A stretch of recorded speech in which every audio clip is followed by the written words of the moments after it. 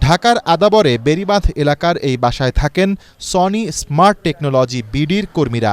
এই খোলা জায়গায় রাসায়নিক সহ কোম্পানিটির নানা ধরনের পণ্য ট্রাকে বোঝাই করে পাঠানো হয় বিভিন্ন জেলায়।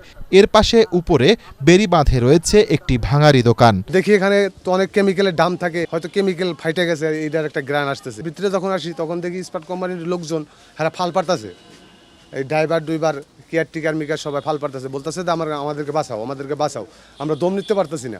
ব্লিচিং পাউডার যে গন্ধ, এই ধরনের গন্ধ, আর নাক মুখের মধ্যে মরিচের গুঁড়া দিলে এরম জ্বলতেছে, আর এই যে গলার মধ্যে কি একটা ফুসফুসানির মধ্যে শুরু হয়েছে, কাশ আইতেছে, আর শ্বাসকষ্ট গালি বাড়তেছে।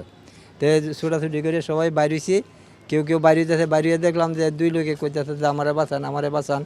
হ্যাঁ, এরা একটু মুরব্বী সাইডে একটু শ্বাসকষ্ট বেশি। মঙ্গলবার দিবাগত রাত 3:30টার দিকে এই ভাঙারি দোকানে পুরনো একটি সিলিন্ডার খোলার সময় গ্যাস ছড়িয়ে পড়ে পুরো এলাকায়।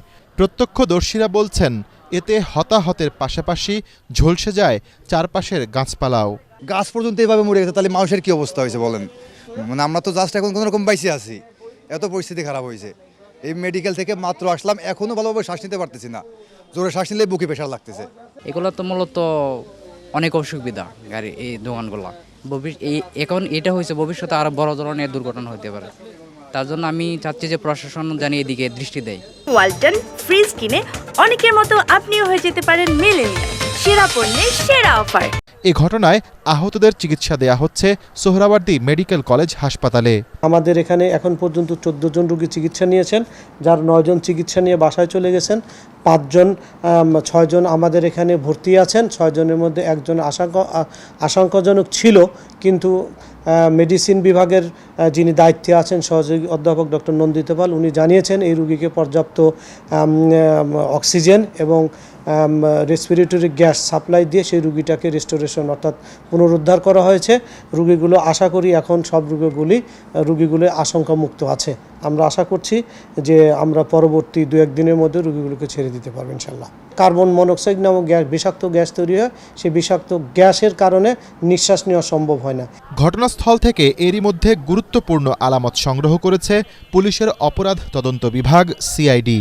কোম্পানিটির রাসায়নিক নাকি ভাঙারি দোকানের গ্যাসের বিষক্রিয়ায় এই ঘটনা তা পরীক্ষায় স্পষ্ট হবে বলছে সংস্থাটি।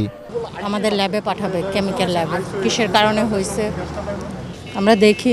পুলিশ জানিয়েছে ঘটনার পুঙ্খানুপুঙ্খ খতিয়ে দেখা হচ্ছে। একজনের অবস্থা খুব অবনতি হওয়ার পর আমরা তাকে ঢাকা মেডিকেলে পাঠানোর পরে ঢাকা মেডিকেল থেকে তাকে মৃত ঘোষণা করা হয়। তো এই ঘটনার পিছনে যারা আছে সেই কালুর ছেলেকে আমরা অ্যারেস্ট করি এবং কালুকে আমরা খুঁজছি এবং পুরো বিষয়টাকে আমরা তদন্ত করে দেখছি। কেন হঠাৎ এই এলাকায় গ্যাসের বিষক্রিয়া, তদন্তের শিগগিরই তা বেরিয়ে আসবে বলে আশা করছে পুলিশ। ইমদাদুল্লাহ বাবু, ATN বাংলা, ঢাকা।